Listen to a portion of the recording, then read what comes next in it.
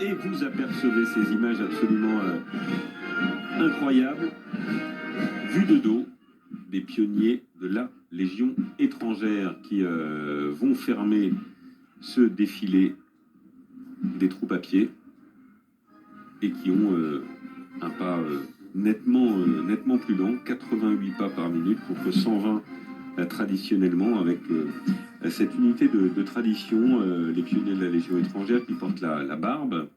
Vous connaissez l'histoire, quand ils montaient à l'assaut, leur espérance de vie était très faible. Ils avaient donc par conséquent le droit de garder la barbe. C'est la barbe qui est devenue par la suite un attribut de victoire quand ils revenaient dans leur régiment. Le tablier aussi, qui avait pour but de protéger des éclats de bois, et puis la hache sur l'épaule qui servait autrefois à briser les obstacles. La barbe qui est d'ailleurs devenue obligatoire en 1844.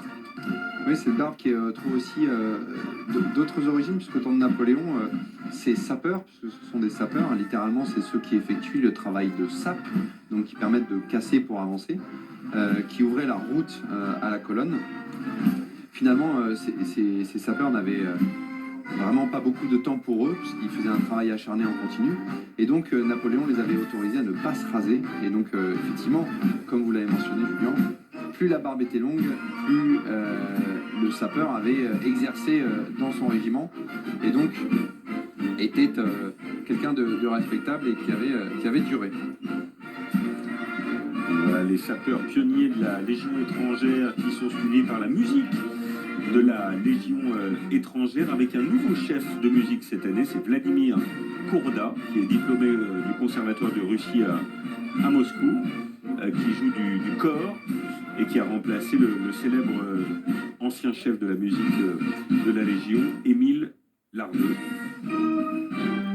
Alors cette musique de la Légion étrangère a pour particularité aussi de se produire. Ils ont joué par exemple l'an dernier à l'Olympia, ils ont joué cette année à l'occasion des 80 ans du débarquement à Omaha Beach. Et on l'a vu sur les instruments de musique de la Légion, la devise Legio Patria Nostra, la Légion notre patrie, car c'est vraiment un corps qui est spécialement soudé, l'unité qui lie ces militaires est tout à fait impressionnante.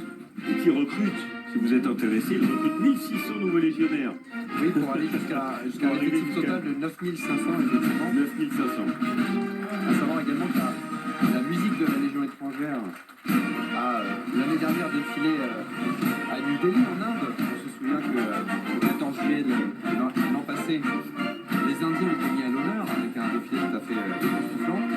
Et ce sont les légionnaires et la musique de la Légion étrangère qui se sont rendus à l'occasion de la journée nationale en Inde pour défiler également à cette occasion et représenter la France et l'amitié franco-indienne.